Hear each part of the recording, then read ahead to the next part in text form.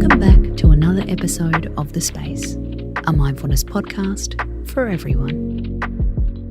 Today we're talking about flexible thinking. No, you don't need to put your leg behind your head to do it. Flexible thinking is the ability to see something in a new way. According to experts, it goes hand in hand with real-life learning. When we're rigid in our thinking, we make a decision or find an opinion and stick with it forever. When we're flexible, we're always open to new ideas, learning and evolving. And it has a ton of benefits. The future belongs to the elastic mind. This is according to physicist Leonard Mlodinow, author of the book Elastic. We need elastic thinking to cope with the rapid change of society, he says. So, what does that mean? Here's Leonard's list.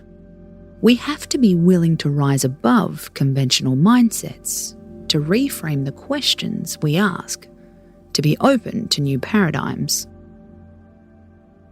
We have to rely as much on our imagination as logic.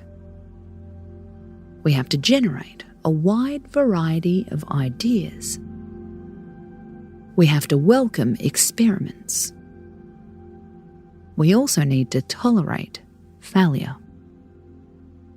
Okay, great. Well, that sounds like a lot. How are we going to fit all that in?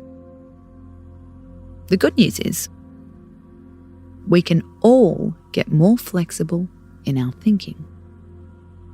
It takes practice, but it will be worth it. You'll have your legs behind your head before you know it. Well, metaphorically, of course. Step 1. Step out of your bubble. Like it or not, we have a tendency to surround ourselves with people who are similar to us. Research shows the first thing we notice about people are their race and their gender. That's a tough truth to swallow. Thinking about your friendship group, the people you gravitate to, the people you follow on socials.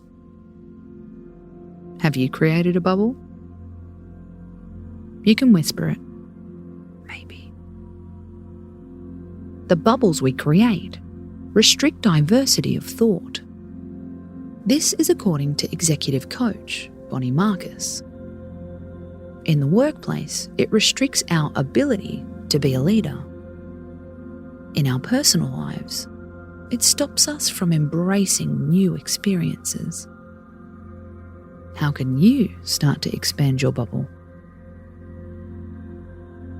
It starts with becoming aware of your bias and then pushing back on it. Step 2.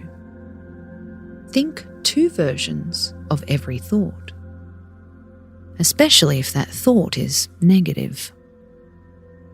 We'll give you an example. Your best mate hasn't texted you back. Version 1, I've offended them. They hate me. Version 2, they're waiting until they get a chance to phone me. Here's a workplace example. You got passed over for a promotion. Version 1, I'm a failure, I'll probably get sacked soon. Version 2, they've got my best interest at heart. They know I'm not quite ready, but they're nurturing me for great things. This is the basis of cognitive behaviour therapy. Your thoughts do lie to you, very often in fact. We have a choice whether to accept them or challenge them. Step 3. Embrace the hearty debate. This is very different to a blood-boiling argument. Any passionate debate can be exhilarating for all parties if you come from curiosity not aggression. One simple clue is to check in with your body.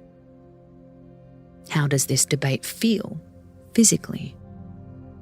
If your body feels tight, restricted, and ready to pounce, you're in fight mode.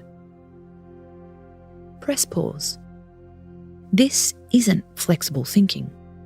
It's conflict.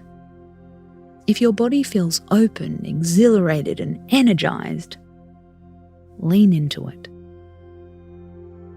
You might still think you're right, or you might totally change your mindset. Elastic thinking isn't about sacrificing your voice. You can still have an opinion. Just don't cling so tightly or make it a core part of your identity. How can you flex your thinking today? In a convo with your kids? In a debate with your partner? In your next team meeting? Remember, the future belongs to the elastic mind. Don't be so stiff that you're left behind. Space out.